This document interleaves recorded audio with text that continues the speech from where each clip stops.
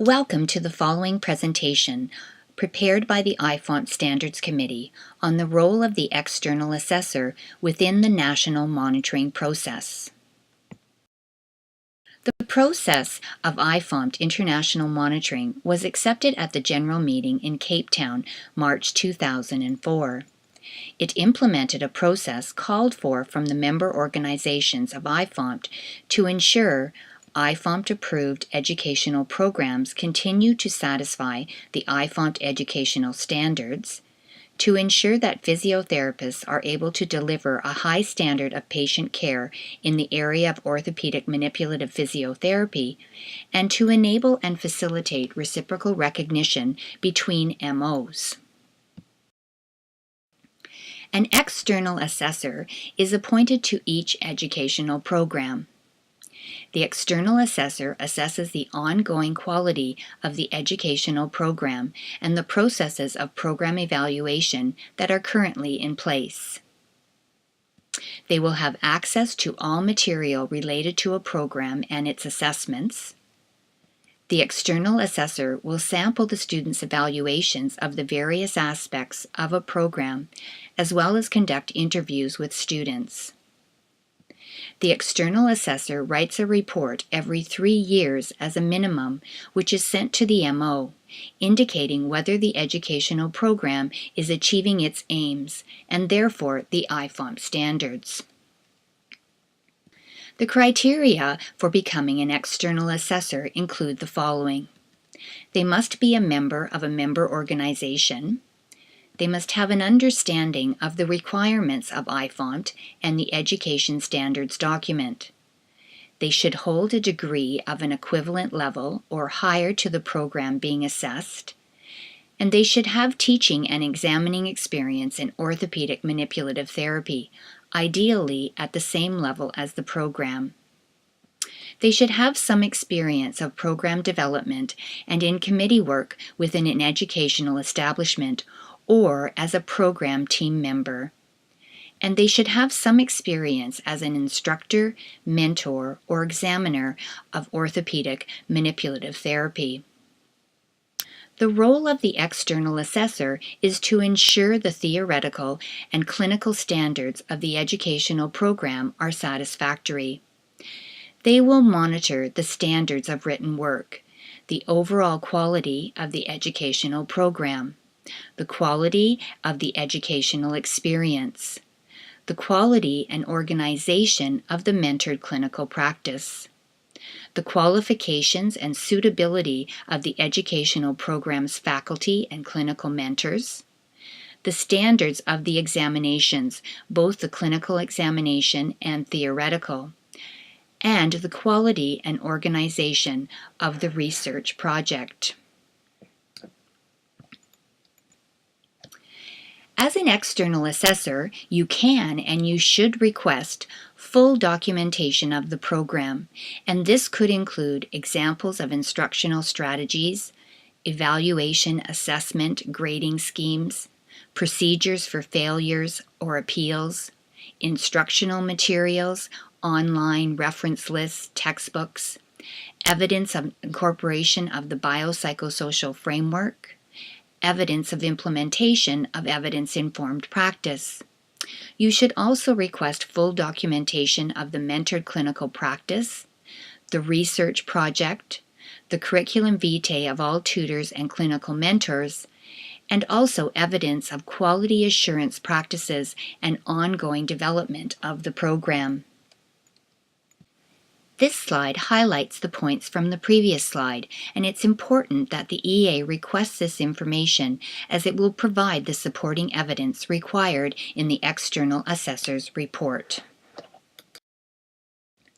The external assessor should also have the opportunity to interview the students undertaking the educational program.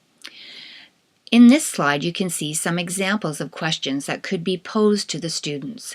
What aspects of the program helped to develop your clinical reasoning skills? Or is there anything you think needs to be changed or developed?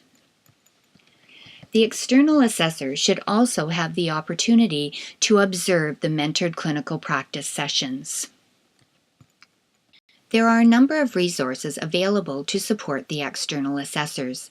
These include the Standards Document Part B, which outlines the guidelines for good practice of educational programs, the criteria and role of the external assessor, and guidelines for the external assessor regarding their annual report to the member organization.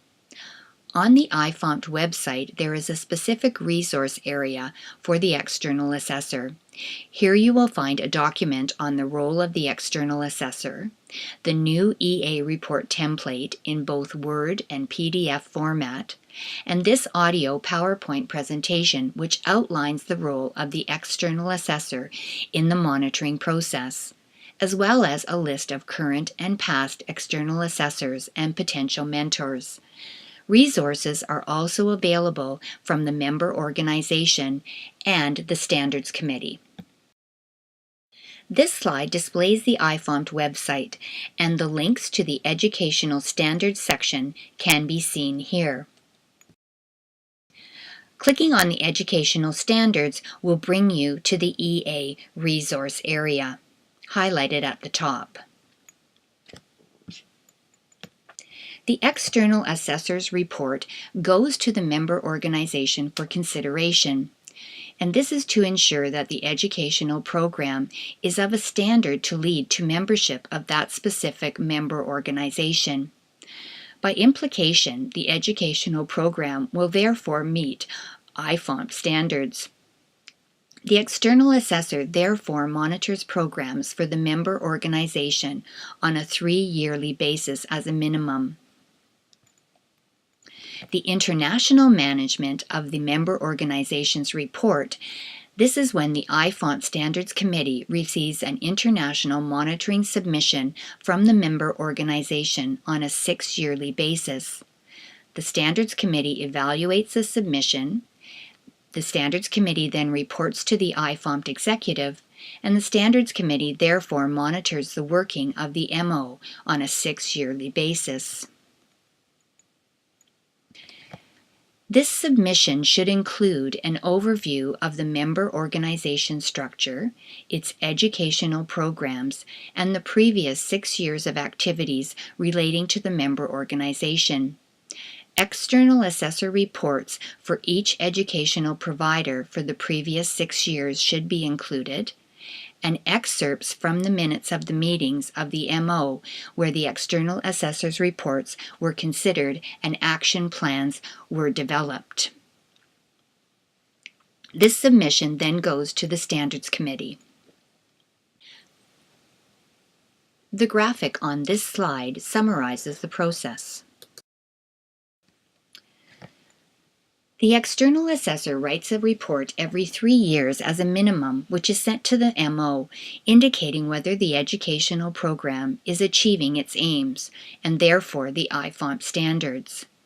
The MO will include this EA report and the action plans arising from it in the submission for the international monitoring by the Standards Committee.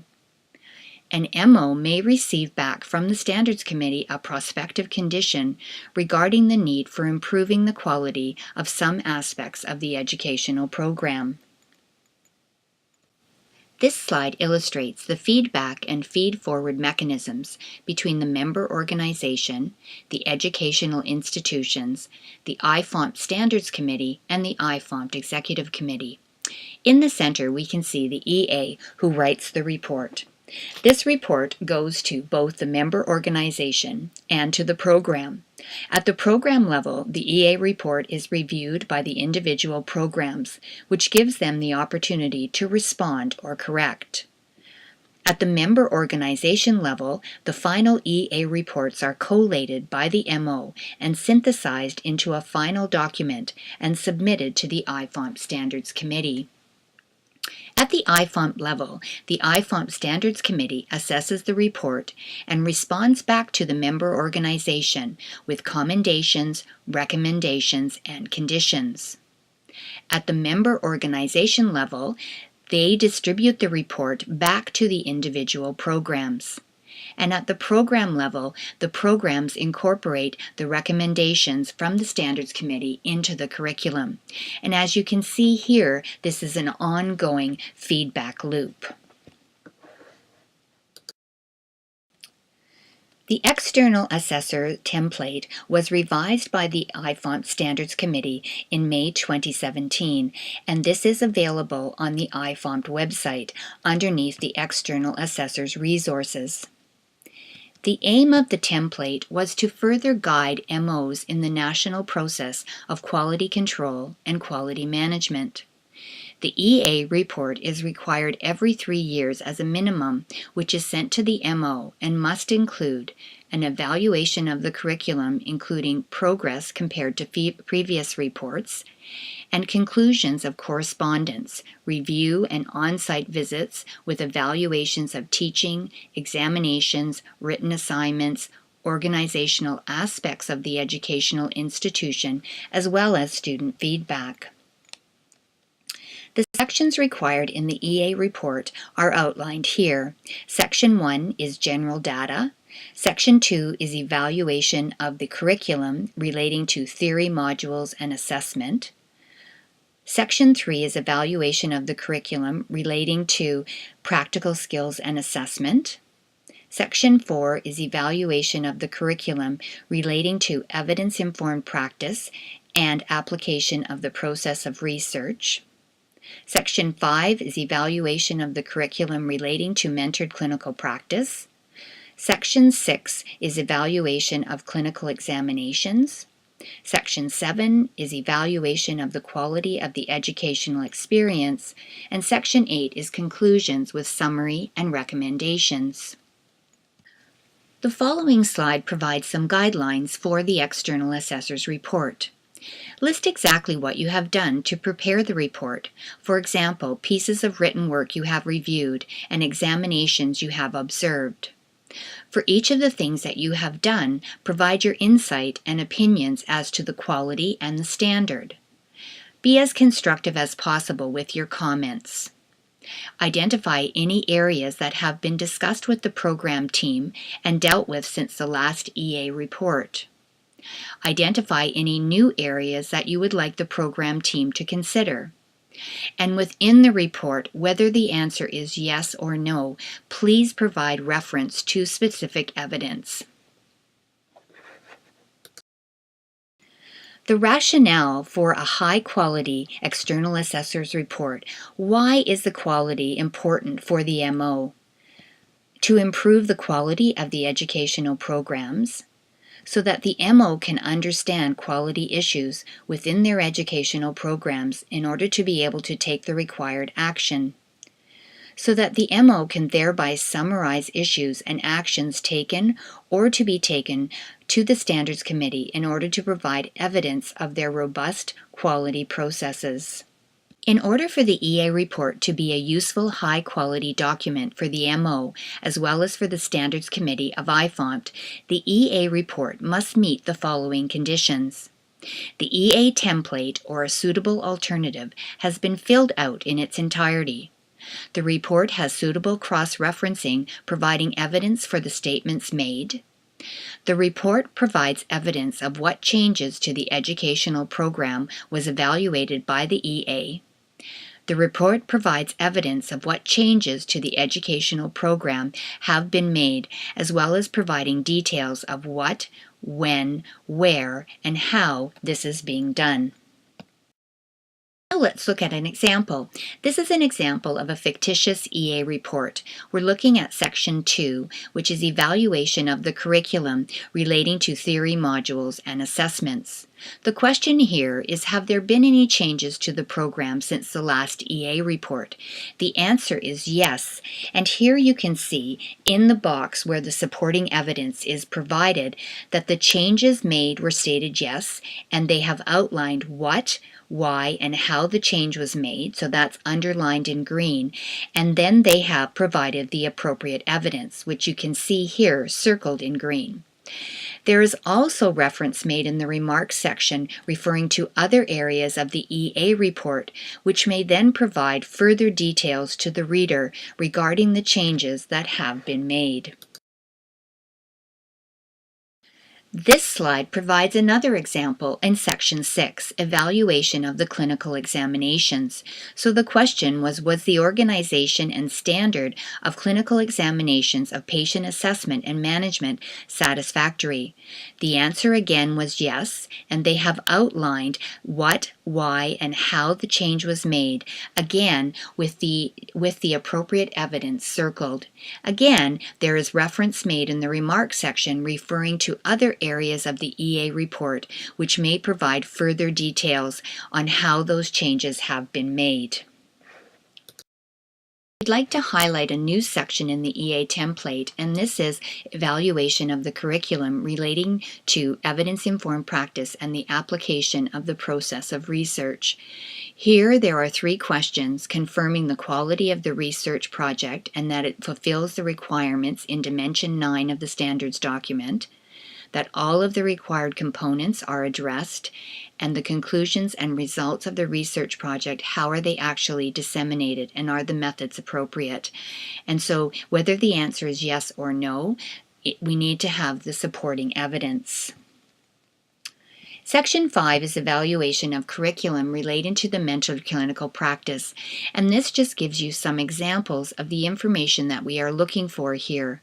So for example, is the organization and standard of the mentored clinical practice satisfactory?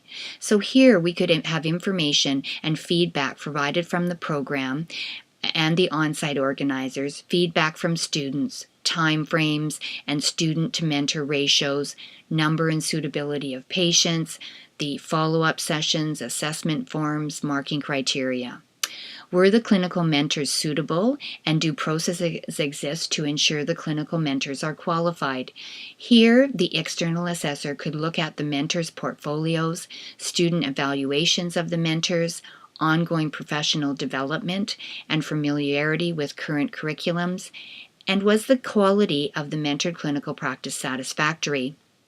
Student evaluation forms could be used here, strengths and weaknesses identified, and adequate learning steps also identified. So in summary, we hope that provides you with an overview of the role of the external assessor. Please remember that there is mentorship available from the Standards Committee to support the external assessor and the member organization through this process. Please do not hesitate to contact the Standards Committee should you require any further information or clarification. Thank you.